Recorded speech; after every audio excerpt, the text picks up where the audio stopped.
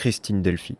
Sous la poussée des mouvements indépendants de femmes, les organisations d'extrême gauche se sont résignées à prendre le problème en considération. Elles avancent, mais contraintes et forcées et à reculons.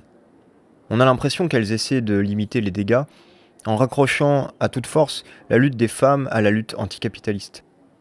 Les analyses qu'elles fournissent sont tout à fait boiteuses et n'ont pas d'autre objet que de diriger les femmes vers la lutte anticapitaliste. Avant, il n'y avait pas de problème des femmes. C'étaient des prolétaires comme tout le monde. Elles luttaient contre le capital. Maintenant, on admet qu'il y a une exploitation spécifique. Par rapport au mouvement des femmes, les organisations révolutionnaires sont dans une position défensive. Elles n'avancent que parce qu'elles sont poussées. Elles sont à la traîne des mouvements féministes.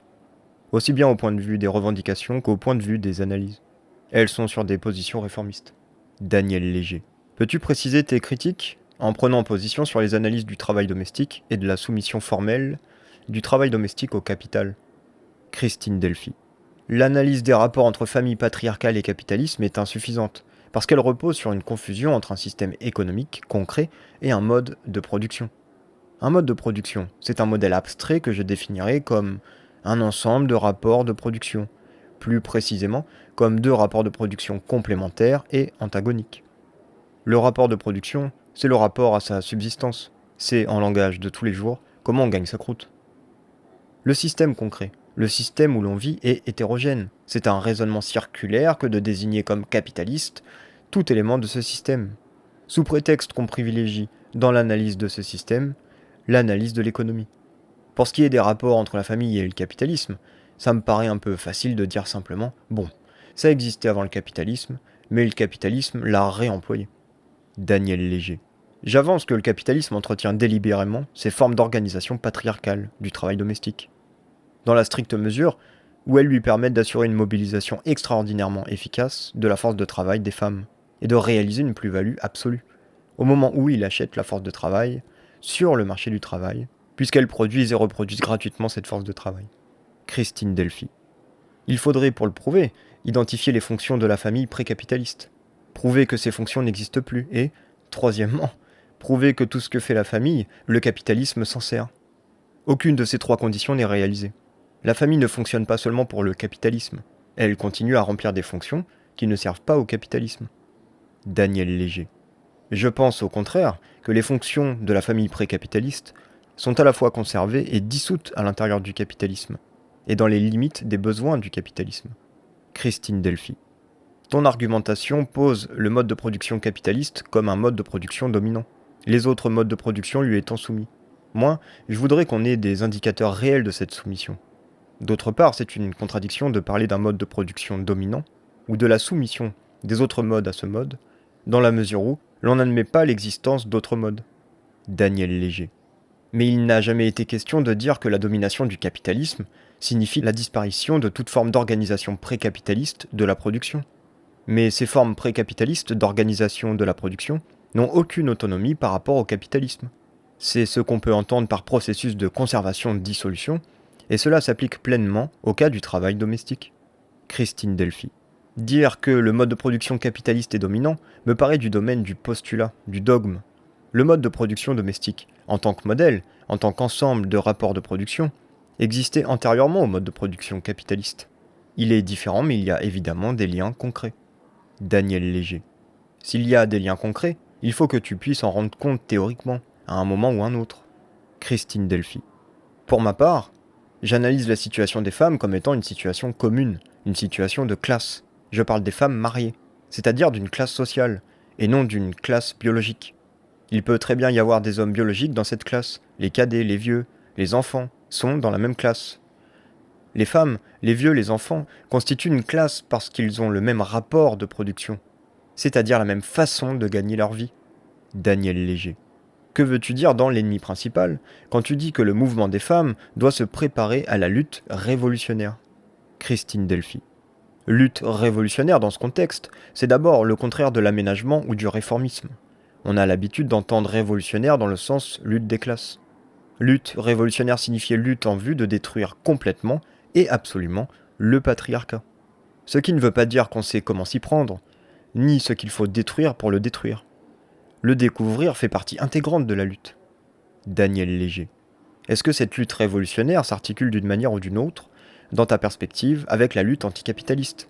Tout le problème est là. Christine Delphi. Pourquoi dis-tu que tout le problème est là? Daniel Léger. Parce que je considère que la lutte anticapitaliste est première, y compris dans la perspective d'une transformation de la situation des femmes. Christine Delphi. Si le concept de capitalisme est si large qu'il englobe l'exploitation familiale, eh bien, dès que les femmes luttent pour leur libération, elles s'attaquent immanquablement, et même sans le faire exprès, au capitalisme. Daniel Léger. Les choses ne sont pas si simples. Reste à savoir si toutes les femmes mariées sont dans la même situation par rapport au travail domestique, si notamment la classe de leur mari est indifférente à ce point de vue. Christine Delphi. La classe du mari a une importance pour le niveau de vie des femmes, pour leur situation sociale. Une chose est claire, les femmes n'ont pas la classe de leur mari. 40% des femmes, les femmes dites actives, dont l'immense majorité est prolétaire, ont une position de classe dans le mode de production capitaliste. Mais il y a toujours une confusion entre le fait d'appartenir à une classe au sens strict, c'est-à-dire de partager avec d'autres un même rapport de production, et la classe au sens de milieu social. Quand on dit que la femme appartient à la classe du mari, on dit en général qu'elle appartient au même milieu que son mari, qu'elle voit à peu près les mêmes gens, qu'elle a à peu près le même niveau de vie. Donc on pose le problème en termes de niveau de vie, de consommation, alors que le problème est celui de la production, et plus précisément, des rapports de production.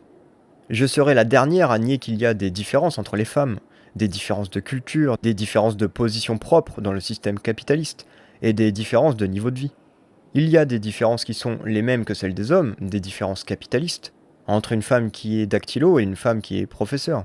Mais dire que les femmes ont des différences, et à la limite des divergences entre elles, parce que du fait de la classe de leur mari, elles sont distribuées dans des milieux sociaux différents, ça, c'est absolument le contraire de la réalité. La base même de ces différences est une communauté de sorts qui est le mariage. Et c'est le mariage qui précisément distribue les femmes à des hommes différents, donc dans des milieux différents. Or, l'explication des rapports entre capitalisme et patriarcat, par le contrôle capitaliste, ne rend absolument pas compte de la situation des femmes qui sont mariées, soit à des travailleurs indépendants, artisans ou agriculteurs, soit à des bourgeois. Daniel Léger. Dans la mesure où tu admets a priori que le travail domestique est une réalité homogène selon qu'il s'agit d'une femme de bourgeois ou d'une femme de prolétaire, or c'est une question... Christine Delphi. Tu parles dans ton article des femmes de bourgeois qui ne fournissent aucun travail ménager. C'est un mythe. Toutes les femmes fournissent du travail ménager, même si elles ont une bonne ou deux bonnes. S'occuper d'un appartement de 10 pièces, c'est un train de vie important qui demande plus de travail que de s'occuper d'un 2 pièces. Et les services, dans le ménage, c'est la femme qui les fournit. Il est absurde de dire, quand une femme a une bonne, la bonne la remplace. La bonne ne la remplace pas. Elle fait des choses qui libèrent le temps de la femme pour que celle-ci puisse faire d'autres choses. Et il n'y a pas seulement les femmes de bourgeois et les femmes de prolétaires, il y a les femmes d'agriculteurs et les femmes d'artisans qui ne sont ni l'un ni l'autre. Il faut donc trouver une explication qui rende compte de l'exploitation du travail domestique, sans se référer à la vente de la force de travail du mari. Daniel Léger. Il ne le faut que dans la mesure où tu ne veux pas établir de distinction dans la situation des femmes mariées à l'égard du travail ménager, sur la base de la place de leur mari dans les rapports sociaux de production. Christine Delphi. Avec l'hypothèse que tu formules, on arrive au résultat suivant, c'est que l'exploitation domestique de la femme de salarié se résume finalement à celle de son mari. Elle a fourni de la plus-value.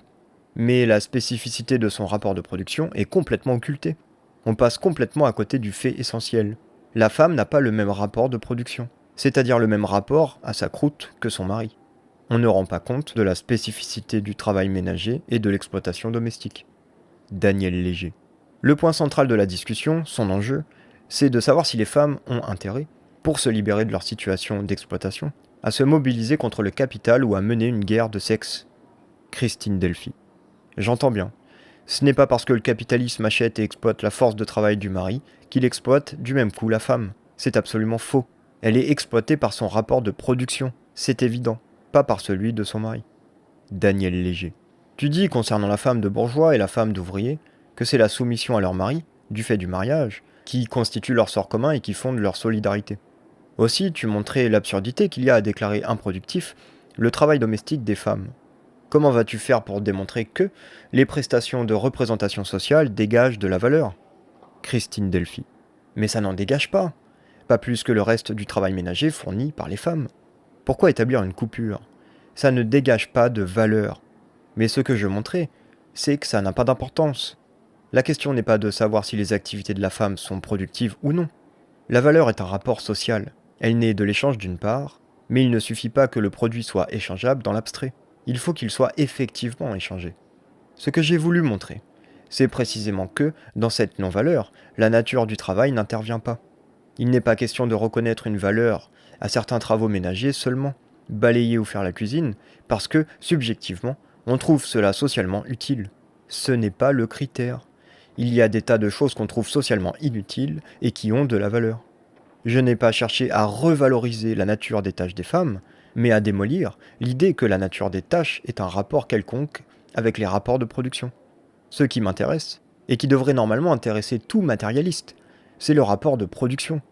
Ce que j'ai montré, c'est précisément que quelle que soit la nature des tâches des femmes, leur rapport de production est le même.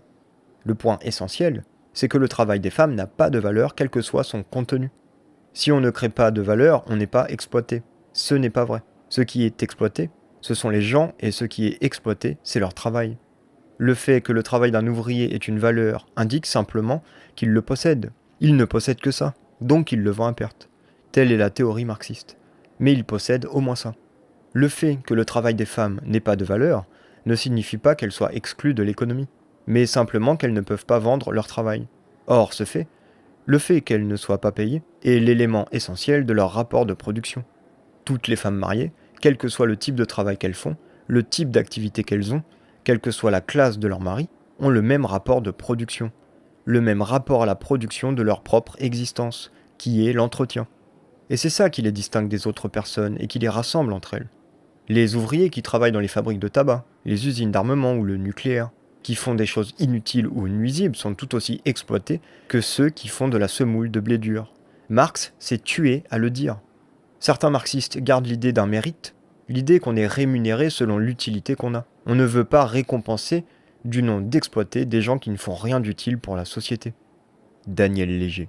Sur quelle base fondes-tu la solidarité des femmes en lutte contre leur propre exploitation avec les classes exploitées par le capitalisme? Christine Delphi. La formulation de cette question me gêne. Elle implique que c'est aux femmes de trouver les bases de leur solidarité avec les autres exploités.